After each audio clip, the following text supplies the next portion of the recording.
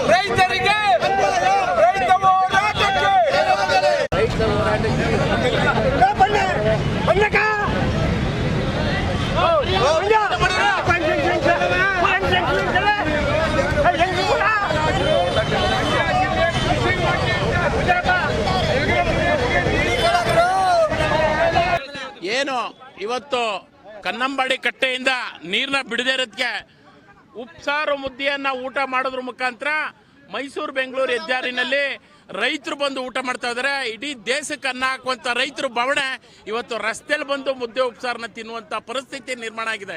ಇದಕ್ಕೆ ಕಾರಣ ಏನಪ್ಪಾ ಅಂದ್ರೆ ಇವತ್ತು 15-16 ತಿಂಗಳಾಗದೆ ಬೆಳೆಗಳ ಬೆಳೆದು ಆ ಬೆಳೆಗಳನ್ನ ಉಳಿಸ್ಕೊಳ್ಳೋಕ್ಕೆ ನಮ್ಮ ಕೈಲಿ ಆಗ್ತಾ ಇಲ್ಲ. ಯಾಕೆಂದ್ರೆ ಸಾಲ ಮಾಡಿ ಸೂಲ ಮಾಡಿ ವರ್ಷವೆಲ್ಲ ಕೂಳ್ಗೆದು ಬಂದಂಥದ್ದು ಕೈಗೆ ಬಂತು ಬಾಯಿಗೆ ಬರದಂತಾಗಿದೆ. ದಯಮಾಡಿ ರಾಜ್ಯ ಸರ್ಕಾರ ಈಗ ಬಂದಿರತಕ್ಕಂಥ ಬೆಳೆಯನ್ನ ಉಳಿಸೋ ನಿಟ್ಟಿನಲ್ಲಿ ಕಾರ್ಯಪ್ರವೃತ್ತರಾಗಬೇಕು. ಜಿಲ್ಲಾಡಳಿತ ಈ ಕೂಡಲೇ ನೀರನ್ನ ಬಿಟ್ಟು ಬೆಳೆಗಳನ್ನ ರಕ್ಷಿಸಬೇಕು. ಕಾರ್ಖಾನೆ ಪ್ರಾರಂಭ ಆಗಿಲ್ಲ. ಆಲೆಮನೆಯವರು 1800 ರೂಪಾಯಿ ಕೇಳ್ತಾರೆ, ಬೆಲ್ಲ ಬರಲ್ಲ ಒಣಗೋಗದೆ ಅಂತಾರೆ. ಸತ್ಕಬ್ಬ ಆಯ್ತಾ ಇದೆ. ದಯಮಾಡಿ ರಾಜ್ಯ ಸರ್ಕಾರ ಈ ಕೂಡಲೇ ನೀರನ್ನ ಬಿಡಬೇಕು. ಇಲ್ಲ ಅಂದ್ರೆ ಇಡೀ ರಾಜ್ಯಾದ್ಯಂತ ಕಾವೇರಿ ಕೊಳದ ಎಲ್ಲ ಜನತೆಯ ಬೆಳೆಗಳನ್ನ ಪರಿಹಾರವನ್ನು ನೀಡಬೇಕಾದಂತ ಪರಿಸ್ಥಿತಿ ನಿರ್ಮಾಣ ಆಯ್ತದೆ. ಒಂದು ವರ್ಷವೆಲ್ಲ ಬೆಳೆದಿಮಿ ಸ್ವಾಮಿ, ಮಕ್ಕಳು ಸಾಕಿಮಿ, ದಯಮಾಡಿ ನಮ್ಮ ಬೆಳೆಗಳನ್ನ ಉಳಿಸ್ಕೊಡದಿದ್ರೆ ನಮ್ಗೆ ವಿಷವನ್ನ ಕೊಡುವಂತ ಕೆಲಸವನ್ನ ಕೊಟ್ಟು ಸಾಮೂಹಿಕವಾಗಿ ಆತ್ಮಹತ್ಯೆ ಮಾಡ್ಕೊಂತ ಪರಿಸ್ಥಿತಿ ನಿರ್ಮಾಣ ಆಯ್ತದೆ. ಒಂದು ವರ್ಷ ಬೆಳೆ ಏನಾರ ಕೈಗೆ ಬರಲಿಲ್ಲ ಅಂದ್ರೆ ರೈತ 10 ವರ್ಷ ಬೇಕು ಅವನ ಜೀವನ ಸುಧಾರಿಸಕ್ಕೆ. 1 ವರ್ಷದ ಬೆಳೆ ಕೈ ಕೊಟ್ರೆ 10 ವರ್ಷ ಬೇಕು. ಇವತ್ತು ಕನ್ನಂಬಾಡಿ ಕಟ್ಟೆಲಿ ನೀರಿಲ್ಲ ಅಂದ್ಬಿಟ್ಟು ಬೆಳೆ ಒಡ್ಬಿಡಿ ಅಂದ್ರೆ ಈಗ 15 ತಿಂಗಳಿಂದ ಬೆಳೆ ಬೆಳೆದು ಇವತ್ತು ಒಣಗ್ತಾ ಇದಲ್ಲ, ಅದಕ್ಕೆ ಯಾರು ಯಾರು ಜವಾಬ್ದಾರರು? ಅದಕ್ಕೆಲ್ಲವೂ ರಾಜ್ಯ ಸರ್ಕಾರವೇ ಜವಾಬ್ದಾರರು. ನಮ್ಮಿಂದ ಮತ ಪಡೆಯುವಾಗ ಎಲ್ಲ ಭರವಸೆಗಳನ್ನ ನೀಡ್ತೀರಿ, ಮತ ಪಡೆದ ಅಧಿಕಾರಕ್ಕೆ ಬಂದ ಮೇಲೆ ನಮ್ಮ ತುತ್ತು ಬಾಯಿಗೆ ಬರದಾಗ ಮಾಡ್ತಾ ಇದ್ದೀರಿ. ದಯಮಾಡಿ ನಮ್ಮ ಬೆಳೆಗಳನ್ನ ಉಳಿಸ್ಕೊಡ್ಬೇಕು ಅಂತ ಈ ಮೂಲಕ ಒತ್ತಾಯಿಸ್ತೀನಿ. ಕರ್ನಾಟಕ ರಕ್ಷಣೆ ವೇದಿಕೆ ರಾಜ್ಯಾದ್ಯಂತ ಹೋರಾಟವನ್ನು ರೈತ ಸಂಘಟನೆ ಜೊತೆಗೂಡಿ ಮಾಡ್ತಾ ಇದೀವಿ. ಇವತ್ತು ರೈತ ಸಂಘಟನೆಯವರು ರಸ್ತೆಯಲ್ಲಿ ಕೂತು ಹುಳ್ಳಿಕಾಳು ಉಪಚಾರಣ ಮಾಡ್ಕೊಂಡು ಮನೆ ಮಂದಿ ಎಲ್ಲ ಗೇದು ಇವತ್ತು ನಮ್ಮ ಮನೆ ಹಾಳಾಯ್ತಾ ಇದೆ. ದಯಮಾಡಿ ಮನೆ ಉಳಿಸಿ.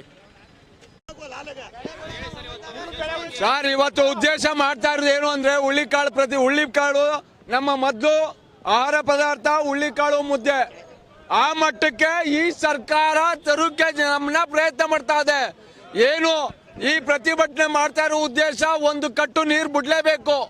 ಇಲ್ಲ ಅಂದ್ರೆ ಇದೇ ರೀತಿ ನಾವು ನಿರಂತರವಾಗಿ ಪ್ರತಿದಿನ ಪ್ರತಿಭಟನೆ ಮಾಡ್ತೀವಿ.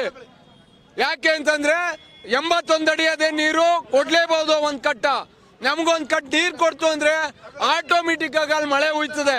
ಈಗ ಕೊಡ್ದೇನೆ ಹೋದ್ರೆ ಖಂಡಿತ ಮಳೆನೂ ಹುಯ್ದಿಲ್ಲ, ಬರ ಕಂಟಿನ್ಯೂ ಆಯ್ತದೆ.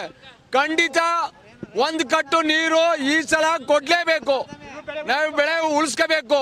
ಕೋಟ್ಯಾಂತರ ರೂಪಾಯಿ ಬೆಲೆ ಬಾಳುವಂತ ಬೆಳೆಗಳು ಒಣಗಿ ನಿಂತವೆ.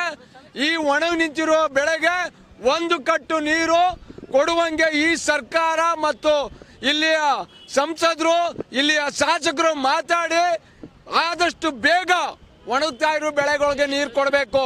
ಇಲ್ಲ ಅಂದ್ರೆ ದರ್ಶನ್ ಒಬ್ರು ಬಿಟ್ರೆ ನೀರಿನ ವಿಚಾರವಾಗಿ ಯಾರು ಕೂಡ ಧ್ವನಿ ಎತ್ತಿಲ್ಲ. ಎಲ್ಲರಿಗೂ ಧಿಕ್ಕಾರ. ಧ್ವನಿ ಎತ್ತದ ಶಾಸಕರ ವಿರುದ್ಧ ಹೋರಾಟ ಮಾಡ್ತೀವಿ. ಇದೇ ರೀತಿ ಪ್ರತಿಭಟನೆ ಡೈಲಿ ನಡೀತದೆ. ತಕ್ಷಣ ನನ್ನ ಹೆಸರು ಚಂದ್ರಶೇಖರ್ ಶಿವಳ್ಳಿ.